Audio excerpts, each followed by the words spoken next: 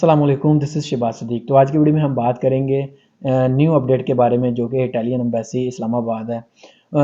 नई अपडेट के मुताबिक अब आपको जो है अपॉइंटमेंट्स वो ईमेल के थ्रू नहीं मिलेंगी। इससे पहले जो थी कि आपको ईमेल करनी होती थी, चाहे आप स्टूडेंट वीज़ा के लिए जा रहे हैं, चाहे आप किसी भी वीज़े के लिए जा रहे हैं या आप लीगलाइजेशन के लिए अपॉइंटमेंट ले रहे हैं, तो आपने एम्बेसी को एक ईमेल करनी थी और एम्बेसी आपको उसके अकॉर्डिंग अपॉइंटमेंट देती थी। लेकिन अब जो है अपॉइंटमेंट लेने का तरीका जो है वो बदल दिया है इन्होंने, जो कि इम्प्लीमेंट होगा 5 अक्टूबर 2023 से ऑनवर्ड जो है वो अपॉइंटमेंट उस तरीके से ली जाएगी। उससे पहले तक जो अपॉइंटमेंट थी वो आपको वाया ईमेल मिलती थी। तो अब जो अपॉइंटमेंट है वो लीगलाइजेशन के लिए उन्होंने एक फ़ोन नंबर जो है वो डिसाइड कर लिया है और एक जो है वीज़ा एप्लीकेशन के लिए एक फ़ोन नंबर उन्होंने दे दिया है। अब उन फ़ोन नंबर्स पर आपने कॉल करनी है और फ़ोन नंबर्स पर कॉल करके आपने अपॉइंटमेंट लेनी है।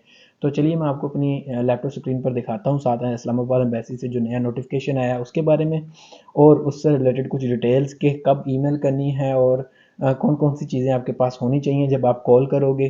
तो ये सारी चीज़ें आपको मैं अपनी लैपटॉप स्क्रीन पर दिखाता हूँ। चलिए चलते हैं।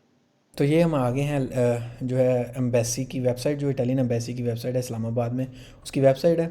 उस पर उन्होंने अब जो नया नोटिफिकेशन आया है 4 अक्टूबर 2023 को, उस नोटिफिकेशन के मुताबिक हम नोटिफिकेशन को ओपन करते हैं। अब इस नोटिफिकेशन के मुताबिक ये पब्लिक नोटिस जो काउंसलर अपॉइंटमेंट से रिलेटेड नोटिफिकेशन है, ये जो होगा वो 5 अक्टूबर 2023 से ऑनवर्ड जो होगा ये इम्प्लीमेंट होगा। अब इसके मुताबिक आपको जब भी अपॉइंटमेंट लेनी है वो डेडिकेटेड फ़ोन नंबर्स जो हैं उसके थ्रू ही एम्बेसी से मिलेगी, और अब जो है ईमेल के थ्रू आपको रिक्वेस्ट जो आप सेंड करते थे अपॉइंटमेंट के लिए, अब आपको वो नहीं मिलेगी। तो जो वो फ़ोन नंबर्स हैं, अगर आप वीज़ा की अपॉइंटमेंट लेना चाहते हैं तो आपको ये वाला फ़ोन नंबर जो है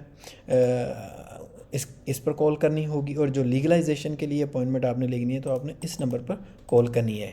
लेकिन वो जो कॉल है वो आप मंडे टू फ्राइडे 9:30 AM से 12:30 PM के दरमियान में ही करोगे, यानी कि 9:30 से 12:30 के दरमियान में आपको कॉल करनी है। और कॉल करते वक्त आप कौन कौन सी लैंग्वेज यूज़ कर सकते हो, उसमें आप इटालियन लैंग्वेज, उर्दू या इंग्लिश में किसी भी, इसमें किसी में भी बात कर सकते हो। और उस जब आपने कॉल करनी है तो आपके पास कुछ डॉक्यूमेंट्स होने चाहिए, जैसे कि पासपोर्ट नंबर आपके पास होना चाहिए, आपके पास एक वैलिड ईमेल होनी चाहिए फॉर फ्यूचर कन्वर्सेशन के लिए। और उसके बाद आपका टाइप ऑफ वीज़ा, यानी कि अगर आप स्टूडेंट वीज़ा पर जा रहे हैं, वर्क वीज़ा पर है, रिसर्चर वीज़ा है, या बिज़नेस वीज़ा है, या टूरिस्ट वीज़ा, किसी भी वीज़े के लिए आप जा रहे हो। उसके अलावा अगर आप लीगलाइजेशन के लिए आ रहे हो तो किस काम के लिए लीगलाइजेशन करवा रहे हो। तो ये सारी चीज़ें जो हैं आपने पहले से प्रिपेयर करके ही कॉल करनी है। तो उसके लिए उन्होंने कुछ इंपॉर्टेंट नोट्स दिए हुए हैं, जैसे में उन्होंने कहा हुआ है कि कॉल अपने पर्सनल नंबर से करें, जिससे अब फर्दर भी आपके बाद फ्यूचर में कम्युनिकेशन आसान हो।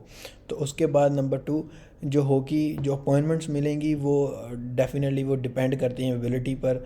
आप उनको ये फोर्स नहीं कर सकते कि, या इंसिस्ट नहीं कर सकते कि आप उन्हें पहले अपॉइंटमेंट दें इन एनी एमरजेंसी केस। तो फैमिली मेम्बर्स में जैसे कि किसी बच्चे के लिए आपने अपॉइंटमेंट लेनी है जो माइनर है, तो आपने क्या करना है, आप खुद पेरेंट हो या उसके स्पोज हो, तो या कोई भी हो, आप उसके लिए क्या कर सकते हो, कॉल खुद कर सकते हो उनके बिहाफ पर, और उनसे अपॉइंटमेंट ले सकते हो। और अपॉइंटमेंट के दिन जब उन्होंने कहा कि आपके पास वो जो आपने उनसे बात की हुई है, डॉक्यूमेंट्स की कम्युनिकेशन की हुई है, वो आपके पास होने चाहिए। अगर नहीं होंगे तो वो आपको एंटरटेन नहीं करेंगे।